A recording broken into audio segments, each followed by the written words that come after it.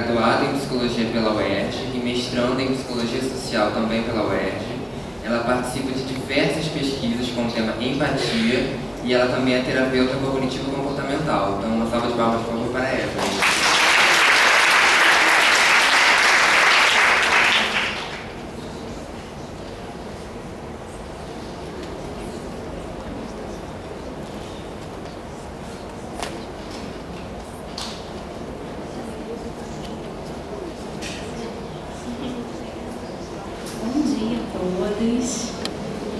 Como o Marcelo me apresentou, meu nome é Evelyn e hoje nós vamos trabalhar juntos numa oficina de empatia, falando sobre o tema perda da arte de ouvir. A Organização Mundial da Saúde reconheceu a necessidade de mobilizar a sociedade e diversos profissionais de diferentes áreas em prol da prevenção do suicídio. Então, eles elaboraram um programa de prevenção ao suicídio e tem muitas informações disponíveis na internet, inclusive um guia para profissionais da área de mídia, de comunicação social, sobre como abordar o suicídio de uma forma preventiva e não desastrosa. E é com muita alegria e gratidão que eu estou aqui hoje e gostaria de iniciar parabenizando esse grupo de alunos que desde o início da faculdade já se engajou e está aqui pronto para nos estimular a falar sobre esse tema considerado tabu. Então, é um exercício de quebra de tabu muito importante. Então, vamos falar sobre empatia. Quando a gente ouve a palavra empatia, muitas palavras vêm às nossas cabeças, muitas expressões, como, por exemplo, empatia é se colocar no lugar do outro, é calçar os sapatos do outro, sentir o que o outro sente, concordar com o outro. A gente ouve muitas coisas. E para iniciar, eu gostaria de desfazer alguns mitos e apresentar o que verdadeiramente é a empatia. Então, primeiramente, empatia é se colocar no lugar do outro? Sim, é buscar entender os pensamentos, os sentimentos e os comportamentos dessa outra pessoa, mesmo em situações que envolvam algum conflito de interesse. Pensando nisso, a metáfora calçar os sapatos do outro, ela é muito adequada, porque nos mostra que é se colocar no lugar daquele outro para entender o que o faz pensar e se comportar daquela forma. Mas empatia é sentir o que o outro sente? Não necessariamente. Por exemplo, alguém pode chegar aqui depois dessa apresentação e falar: poxa, eu fiquei muito chateada porque eu queria ter assistido muito a primeira apresentação, a segunda apresentação, e eu só consegui chegar agora porque o motorista não quis parar e aí eu cheguei atrasada e perdi o que eu queria, com bastante irritação. Eu posso fazer o esforço de entender que é muito desagradável quando a gente perde algo que a gente gostaria de assistir. Mas não necessariamente eu vou ficar irritada, com raiva, porque a outra pessoa está me sinalizando que está dessa forma. Então, a empatia não é necessariamente compartilhar da emoção que o outro está sentindo, mas sim entendê-lo. Empatia é concordar com o outro? Não necessariamente. Mais uma vez, e é um mito que a gente ouve falando: ah, mas você não é empático, você não está concordando comigo. Realmente, para ser empático, não necessariamente eu preciso concordar com você. Então, por exemplo, em épocas de divergência de opinião, como eleição, ou temas muito polêmicos, pessoas têm opiniões divergentes, mas às vezes as pessoas não conseguem conversar. É ser empático eu entender que o outro tem motivo A, B e C para concordar e votar em fulano, e eu tenho motivo D, E e F para poder votar no ciclano. Eu não preciso concordar, mas eu entendo os motivos que o levam a pensar dessa forma. Então eu separei uma definição que é que a gente trabalha no desenvolvimento das nossas pesquisas aqui na UERJ, que a empatia é a capacidade de compreender de forma acurada, bem como de compartilhar ou considerar sentimentos, necessidades e perspectivas de alguém, expressando esse entendimento de forma que o outro se sinta compreendido e validado. A empatia ela tem 3 componentes. O componente cognitivo da empatia entender e perceber de forma acurada os pensamentos, os sentimentos e o comportamento da outra pessoa. O componente afetivo consiste em compartilhar sentimentos de compaixão, o interesse genuíno pelo estado do outro.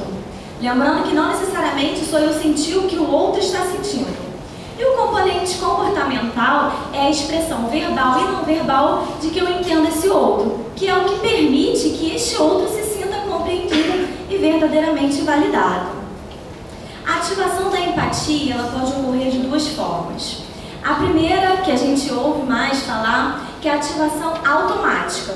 Por exemplo, se aqui por algum descuido alguém tropeça em um desses fios e cai, eu posso me empatizar por essa pessoa, por entender o quão é desagradável a gente tropeçar, às vezes até se machucar, então imediatamente eu compartilho. Agora, a manifestação da empatia não automática é aquela que exige um esforço cognitivo e é muito presente em situações em que há divergência, conflitos. Quando, por exemplo, uma pessoa chega até você e fala que pensa de uma forma e você pensa de outra. Para eu ser empática naquele contexto, eu preciso entender o que o leva a pensar dessa forma e expressar o meu entendimento de uma forma empática, respeitosa para com aquele com quem eu estou conversando. Então essas são as duas formas que a empatia pode ocorrer. E às vezes a gente ouve as pessoas falando assim, mas eu não sou empático e nunca vou ser. E a empatia é uma habilidade que pode e deve ser desenvolvida. Tanto que a gente desenvolve algumas pesquisas em treinamento de empatia, com um conjunto de técnicas para ajudar a pessoa a se sensibilizar e empatizar com o outro. E nesse primeiro momento eu gostaria de mostrar um filme, que é um filme muito querido, de nós psicólogos, e é uma cena especial, do Divertidamente.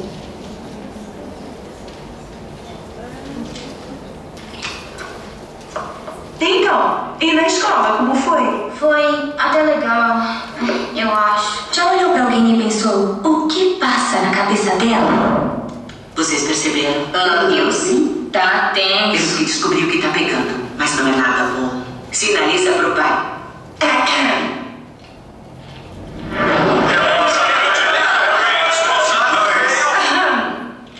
Tô pra nossa.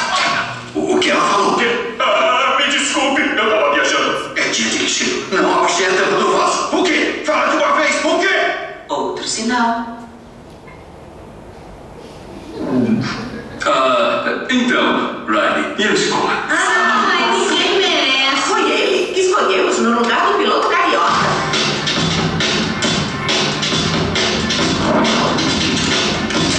Eu tô legal, tá bom? Como assim? Você não falou que ela tá ser natural? Brian, está tudo bem?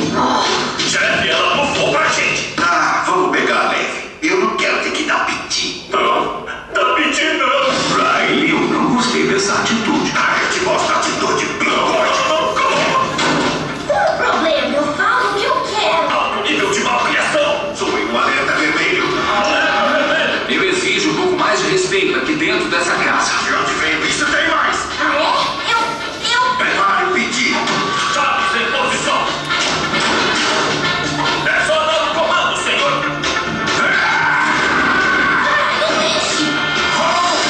Já chega. Vai pro quarto. Eu pedi e com razão. Muito bom, senhores. Podia ter sido um desastre.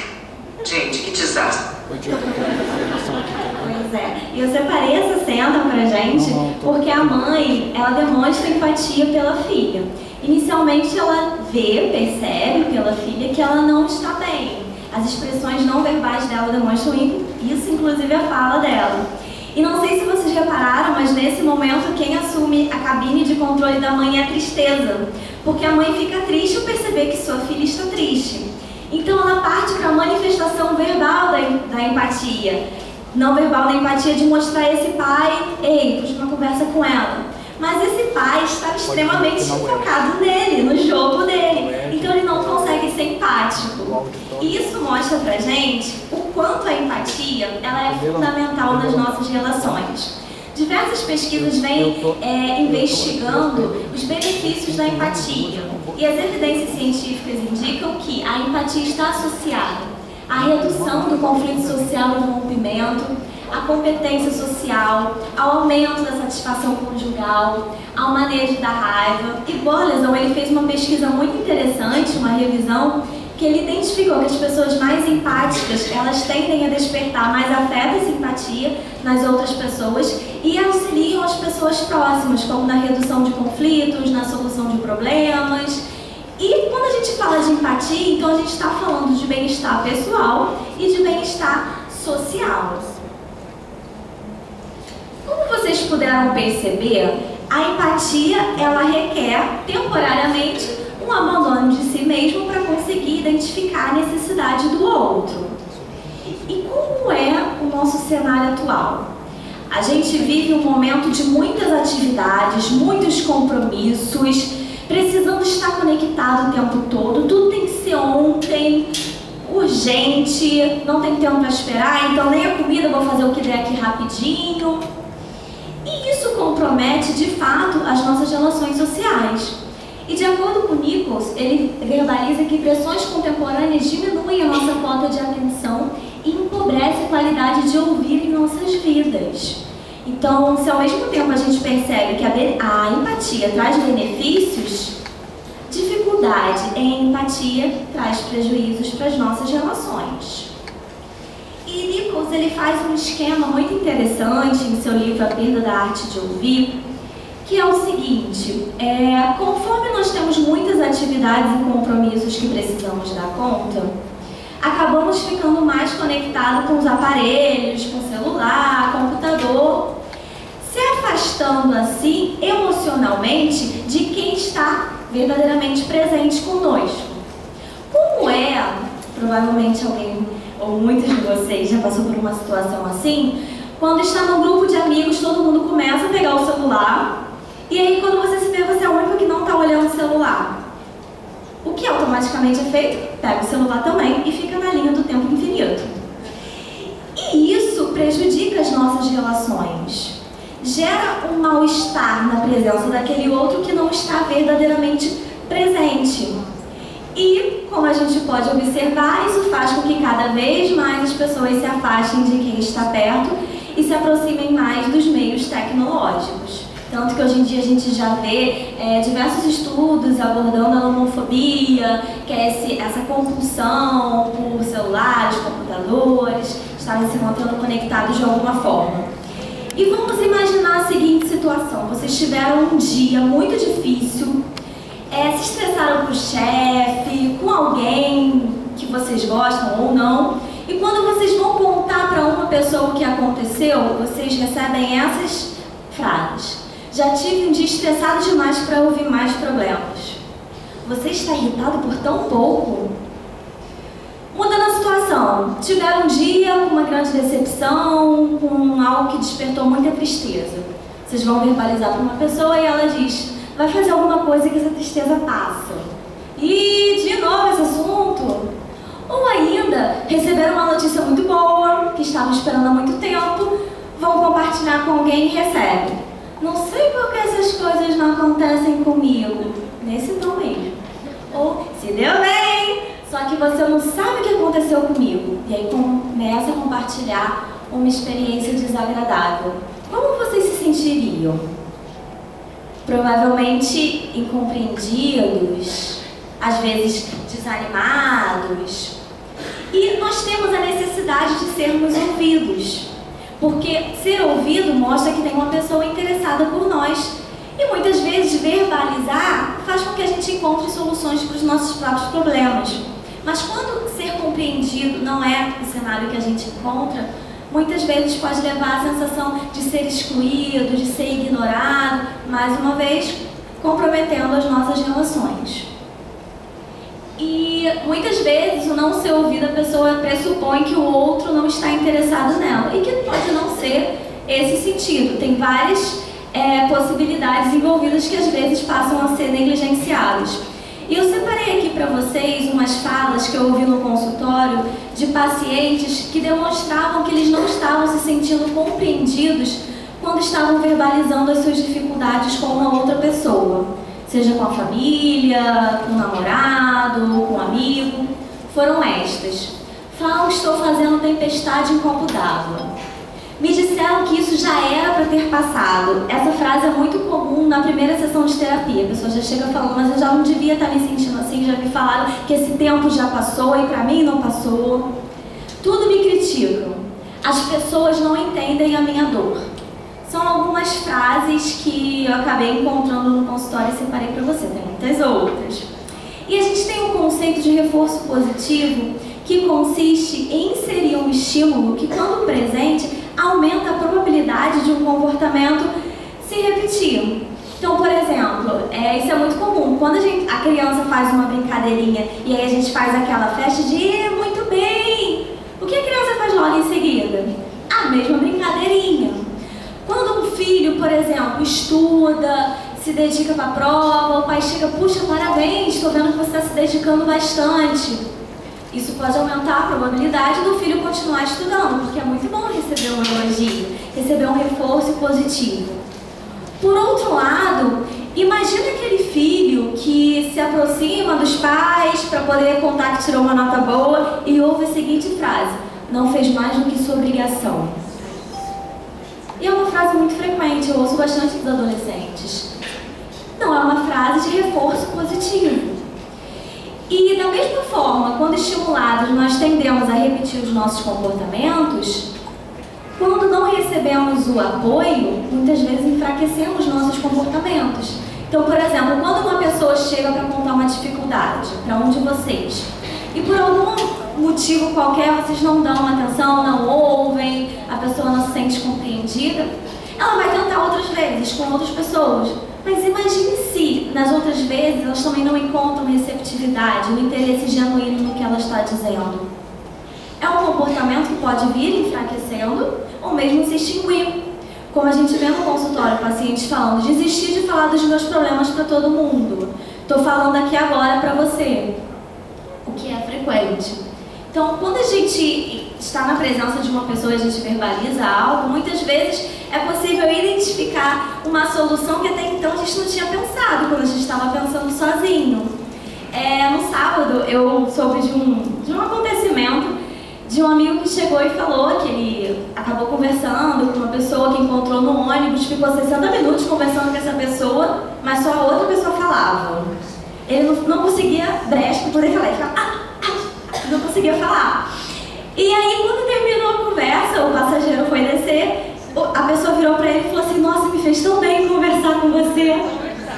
E ele ficou, nossa, mas a gente não conversou, pensando, né? Você só falou, mas para a pessoa naquele momento ela queria ouvir.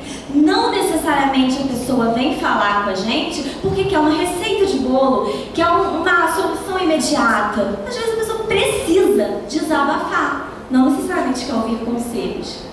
Então, imaginamos uma situação aqui em que uma pessoa vai verbalizar uma dificuldade, um sofrimento que está tendo e se depara com críticas. E, de novo, esse assunto é cortado sem conseguir terminar de dizer o que quer. Sabe quando você começa a falar algo e uma pessoa te corta e muda de assunto? Isso é muito frequente. Deixe de ser o foco da conversa. A pessoa vai contar um problema que está vivenciando e a outra pessoa muda o assunto completamente e começa a falar dela. A pessoa começa a se perceber como inadequado, incorreto, quando é muito criticado. Ou então fica recebendo soluções imediatas, é o famoso tem que.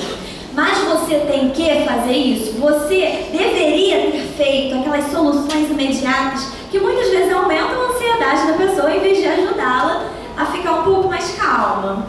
E isso leva a pessoa a reduzir o comportamento de compartilhar seus problemas, suas dificuldades com outra pessoa, muitas vezes excluindo-se. E algo muito frequente na terapia, quando eu atendo adolescentes, eu converso, crianças também, eu converso com os pais primeiro, na primeira sessão é com eles. E eles falam, não sei o que acontece, mas o meu filho não confia em mim. Então eu escuto esse filho e depois de uma outra sessão de orientação aos pais, eu preciso explicar a eles que a confiança não é uma escolha. Eu quero confiar em você ou não quero confiar em você. Mas é um processo de construção, dia após dia, que começa lá na infância. Então, se uma criança chega para falar com o pai, ele fala, ah, não, estou muito ocupado. Ah, ou então papai depois veio, esse depois nunca veio. A criança vai tendendo a se retrair, a compartilhar menos. E é o que chega muitas vezes no consultório. Olha, eu vim te procurar, mas eu nem sei o que está acontecendo com o meu filho, porque ele não me fala nada. Então, um processo de construção da confiança dia após dia. E eu separei para vocês uma cena do filme Uma Lição de Amor, que mostra justamente a relação de um pai empático com sua filha e de um pai nada empático.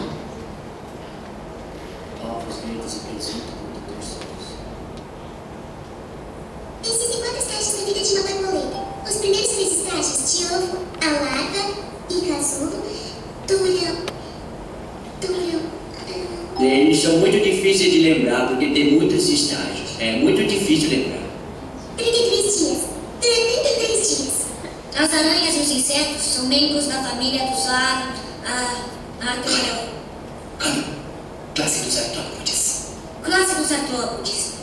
Contudo, as aranhas e os insetos são muito diferentes. As aranhas têm 6 pernas.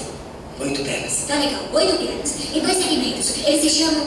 Connor, o que você está fazendo? Você sabe isso, sabe sim. Você me escreveu essa parte, lembra? O que eu queria mesmo era fazer sobre bicho de batata. Ah, esquece, vai. Ele podia fazer isso. Então, nós temos uma situação de um pai que percebeu a dificuldade da filha e naturalizou aquilo realmente é bem difícil, verbalizando a compreensão, e um pai extremamente crítico, com um filho que não permite o erro, e o erro faz parte da aprendizagem. E essa dificuldade na escuta, que como o Nichols fala, é a perda da arte de ouvir, ela não se restringe às crianças. Por exemplo, a criança ouve muitas vezes, ah, é apenas uma criança, escuta não. O adolescente, estão na fase de rebeldia, nem perde tempo. E os idosos vão contar de novo aquela história. E na minha pesquisa anterior, eu fiz um trabalho com idosos. Eu visitei alguns asilos para poder conversar com eles. E o que eles mais falavam é que eles queriam alguém que pudesse ouvi-los. Eles não queriam que uma pessoa contasse muitas coisas para eles, mas eles gostariam de compartilhar, sim, aquela história que ele já compartilhou 2, 3 vezes. Contar algo que para ele foi extremamente satisfatório, ele conseguiu se superar. E muitas vezes as pessoas não têm a paciência de ouvi-los. E da mesma forma como eu mostro esse cenário, eu também, nessas visitas aos asilos, eu encontrei muitos voluntários, que é o meu tema de mestrado, de pessoas que dedicam 1 hora da sua semana, do seu mês, para ouvir idosos que querem ser ouvidos.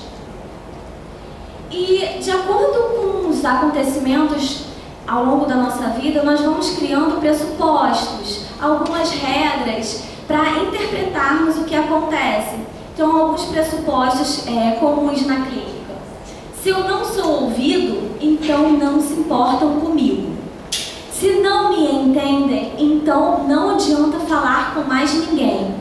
Se falam que eu não deveria me sentir assim, então eu sou um problema. E esses pressupostos, muitas vezes, fazem com que a pessoa acabe se isolando mais. Porque se eu penso que as pessoas não se importam comigo, que não adianta mesmo falar com ninguém que eu sou um problema, a minha tendência vai ser se isolar do que ir compartilhando com outras pessoas. Só que ao se isolar e deixar de compartilhar as suas dificuldades, cada vez mais a pessoa vai se afastando dos seus amigos. E ao se afastar das pessoas que gostam, muitas vezes ela faz esse mecanismo que a gente chama de profecia autorrealizadora, que é quando a pessoa tem comportamentos que vão justamente na direção daqueles pensamentos que lhe trazem sofrimento.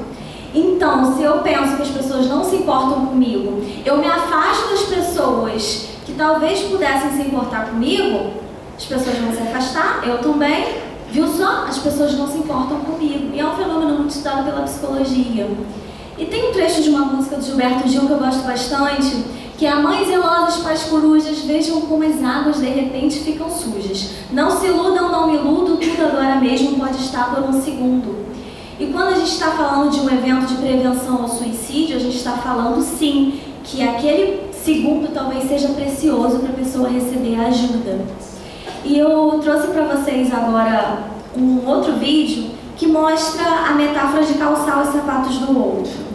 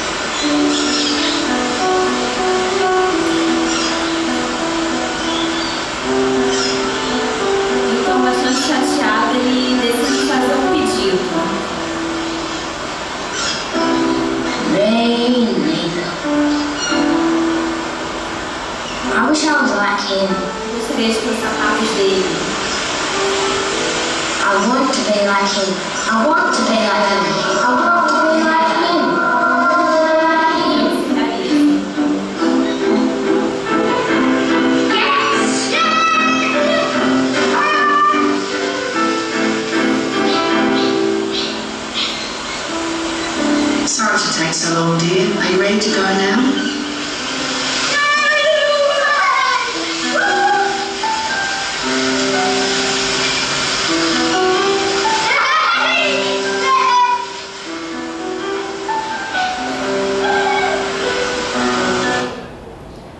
Esse vídeo ele é autoexplicativo, que eu falar, não revela tanto quanto ele é rico, mas é importante a gente mencionar que a gente não sabe por quais problemas uma pessoa que a gente encontra pode estar passando. A gente pode pressupor que está tudo bem, que ela tem uma vida ótima com pessoas que gostam dela, mas a gente não sabe o que realmente se passa com aquela pessoa. E aí eu queria fazer uma pergunta para vocês e vou pedir que levante a mão quem já ouviu falar do curso de oratória. Um curso de oratória para desenvolver a habilidade de falar em público. Muitas pessoas. Agora, por favor, levante a mão quem já ouviu falar do curso de escutatória. Gente, ninguém. Você já? E tem, vocês acreditem, tem um curso.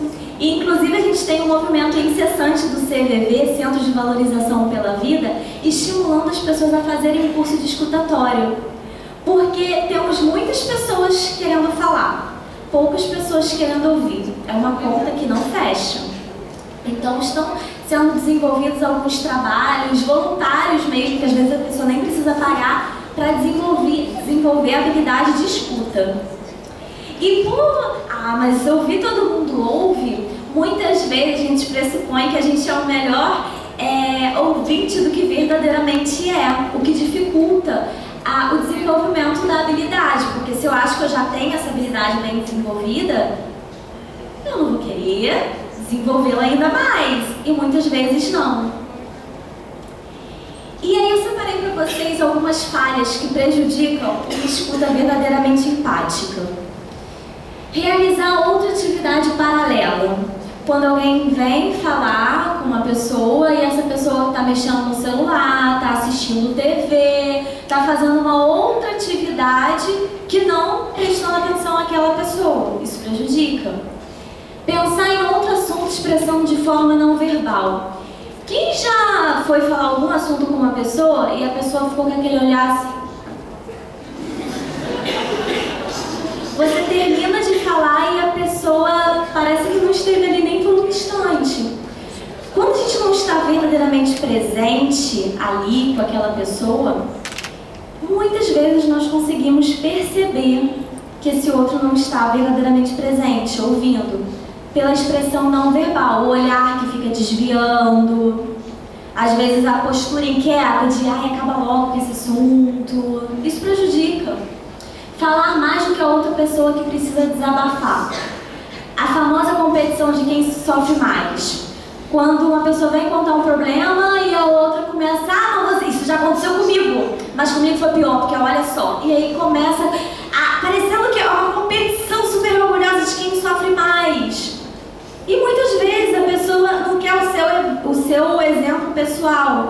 quer ser ouvido. E a gente só vai saber se o outro quer uma ajuda, um conselho ou ser ouvido se a gente estiver verdadeiramente, empaticamente presente. Interrupções frequentes, quando o outro não deixa essa pessoa terminar de falar. Às vezes no consultório eu preciso fazer uma dinâmica com bastão, de dar o bastão na mão de uma pessoa e falar, agora é a sua vez de falar, e você vai ouvir. Quando terminar de falar, o bastão vai passar para ele e ele vai falar. E gente, é muito difícil, você percebe que a pessoa fica se contorcendo, aí, chega a esboçar e não fala, assim, e respeita o profissional que está ali. E muitas vezes no final fala, nossa, mas eu não sabia que você pensava dessa forma. Claro, não ouviu o que esse outro tinha a dizer. Só que não. Tirar o foco da pessoa e trazer para si. Por exemplo, compartilhar uma série de experiências pessoais, que a pessoa sentiu parecido com o que o outro sentiu, ou trocar de assunto, que é aquele exemplo da pessoa vai contar uma notícia boa e o outro, mas você não sabe o que aconteceu comigo hoje. Invalidar os sentimentos. Isso não é motivo para você ter raiva. Isso não é motivo para você ficar triste. Coisas que às vezes saem naturalmente e que têm um impacto naquela pessoa. Porque nós precisamos ser validados nas nossas emoções. Se aquela pessoa está se sentindo triste, sim, aquilo ali foi um motivo para deixá-la triste. Talvez não seja um motivo que te deixaria triste. Mas empatizar é calçar os sapatos daquele outro, é entender que aquilo ali foi um motivo para deixá-lo assim. Soluções imediatistas. Você tem que, você deveria ter feito diferente. E se concentrar na resposta que dará, em vez do que está sendo ouvido. Por exemplo, a pessoa vai contar uma coisa para outra e se tivesse uma câmera dentro dos pensamentos daquela pessoa, estaria assim, aí eu vou falar aqui, aí eu vou mostrar que eu estou certo. Quando a pessoa fica ensaiando várias respostas possíveis e não estão atento ao que aquele outro está dizendo, o que fica claramente exposto nesse vídeo, nessa cena. Okay. All right. Thanks so much. Bye. Oh, what's up? I have your bonus check. Okay. And now, I want you to be prepared. His figures on exactly what we discussed. Ela já vai para defensiva. Why not? Because after careful consideration, I felt that figure was not appropriate. Although you may not agree, you have to trust my experience and Trust? You want me to trust you? Do me a favor, Ed. Don't use big words you don't understand. It's a complicated issue, Aaron. I did a job. You should reward me accordingly. It's not complicated. You know what? That is the fucking problem. All you lawyers do is complicate situations that aren't complicated. Do you know why people think all lawyers are backstabbing, blood-sucking scumbags? Because they are. And you know, I cannot believe that you were doing this to me now when I'm up to my ass in Kellerman plaintiffs, which, by the way, looks like it's going to be double the amount that we had in Hinkley. And you expect me to go out there, leave my kids to be looked after by strangers, knock on doors, get these people to trust you with their lives, and the whole time you're screwing me. I want you to know something, Ed. It is not about the number. It is about the way my work is valued in this firm. It's about how no matter what I do, you're not...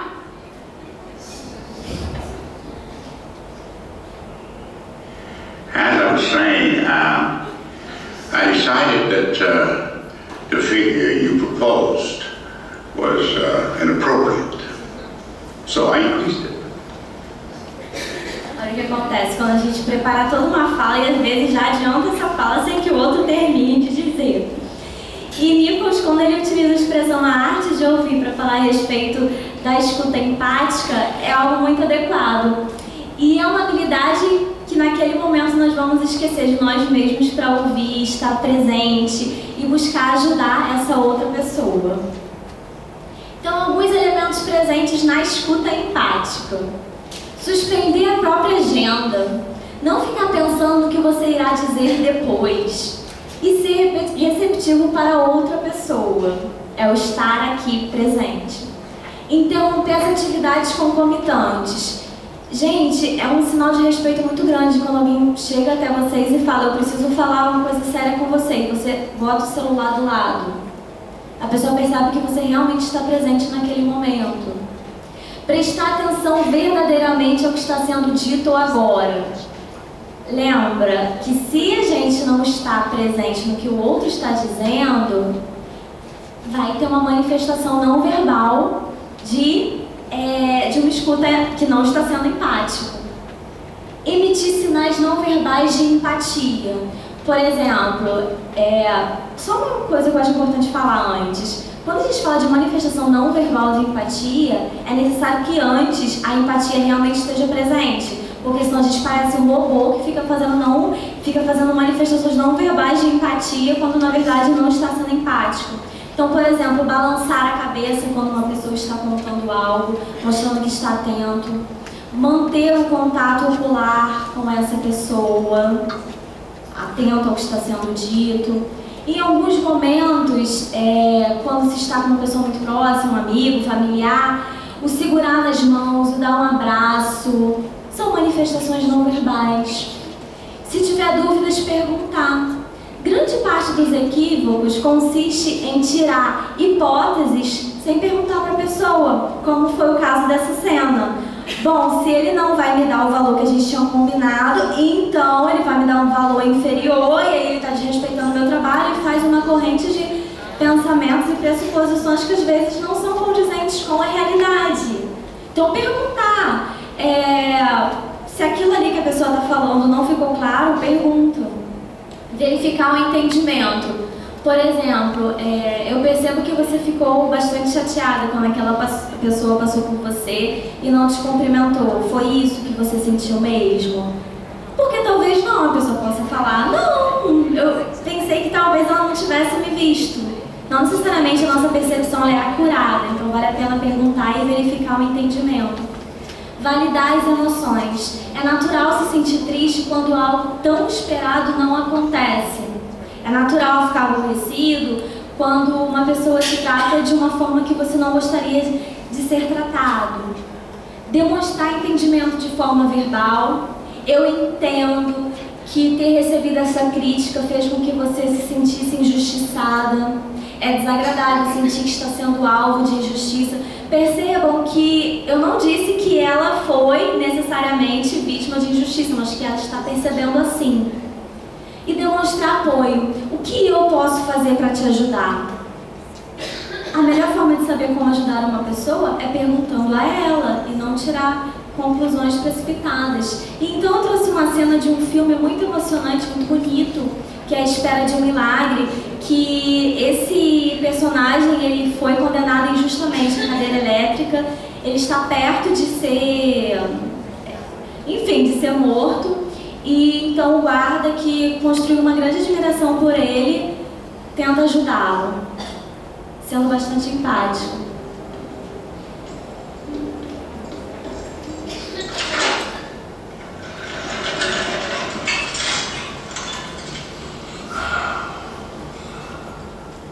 Oi, chefe. Oi, John. Eu acho que você sabe que está chegando a hora.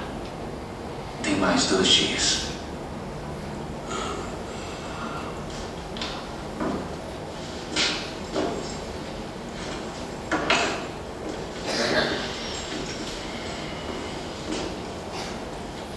Quer comer alguma coisa especial no jantar nesse dia?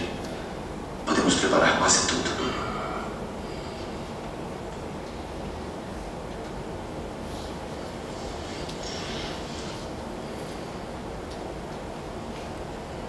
Bolo de carne é bom. Pilha de batata, molho, quiabo. Talvez um daqueles pães de milho que sua senhora faz, se ela não se importar. Gentileza que fez. Eu sei que sofre e se preocupa. Eu sinto isso. Eu estou cansado, chefe. Cansado de estar na estrada sozinho, com um pardal na chuva.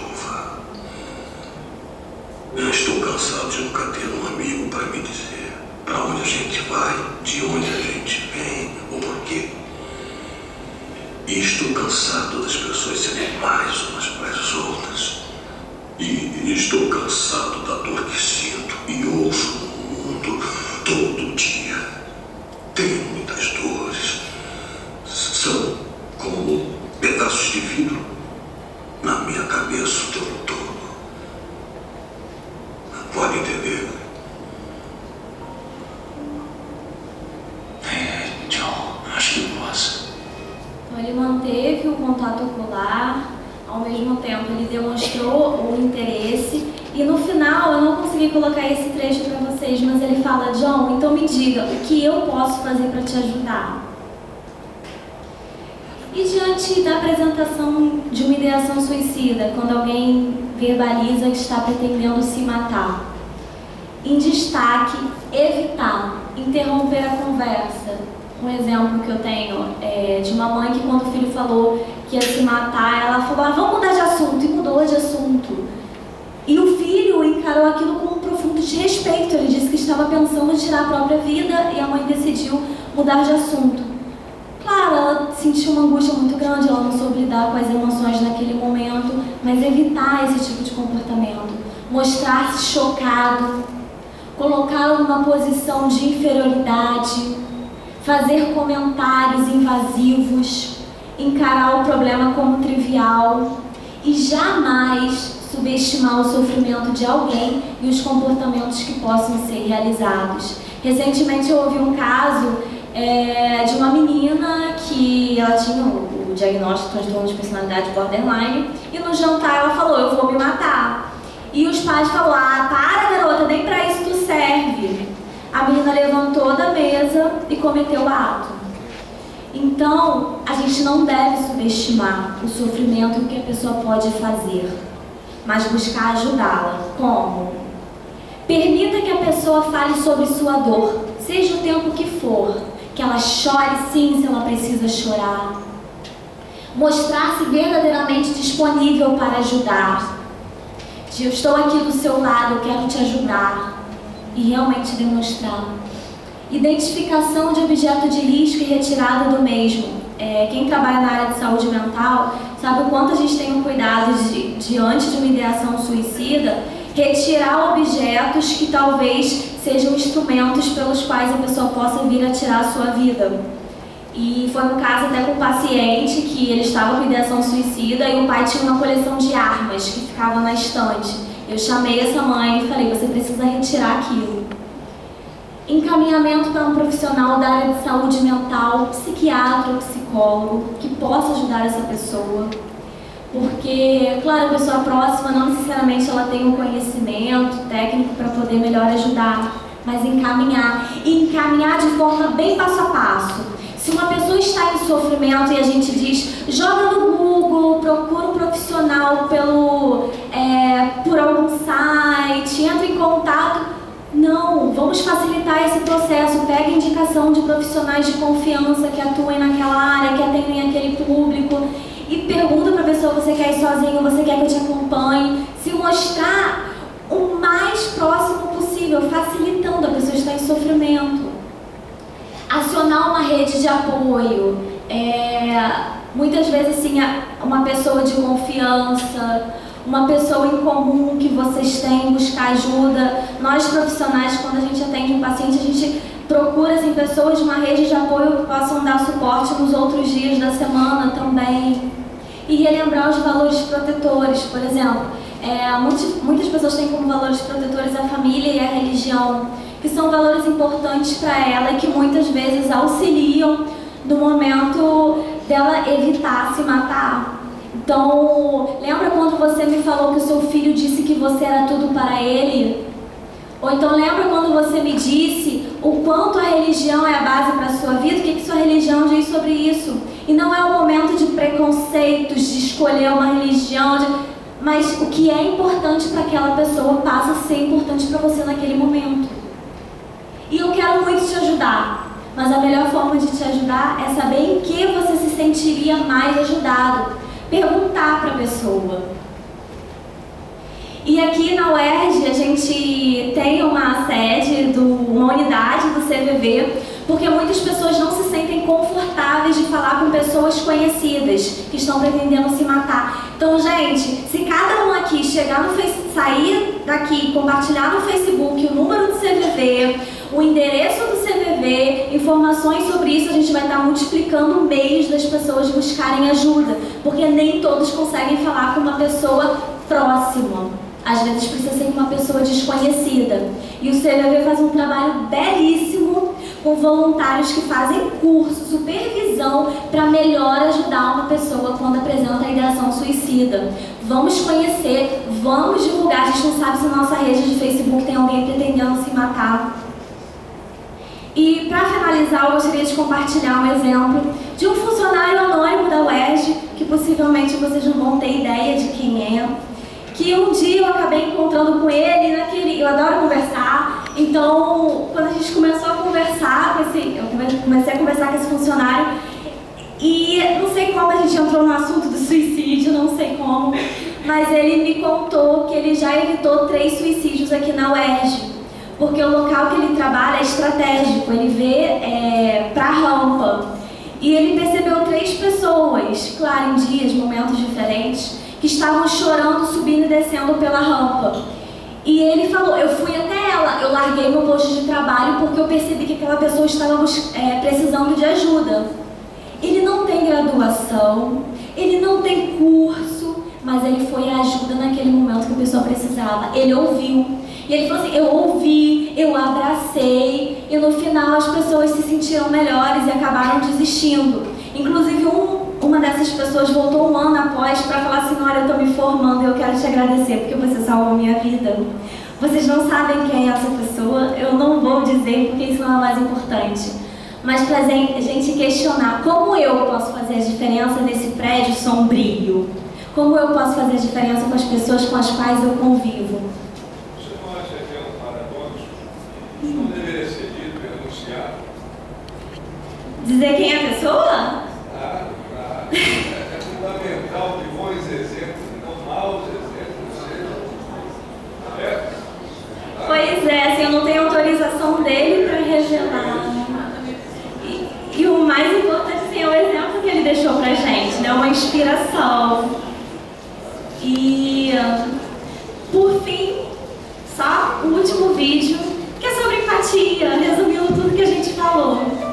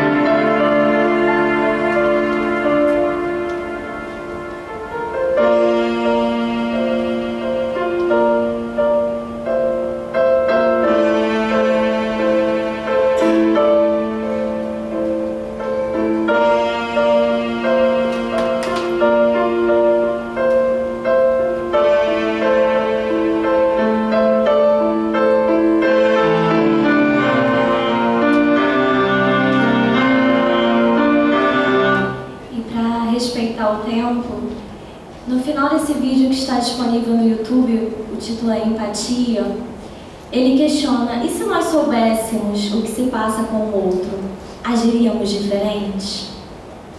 Então, eu separei para você os livros utilizados para a apresentação. Quem quiser depois eu passo com calma, as referências. Muito obrigada.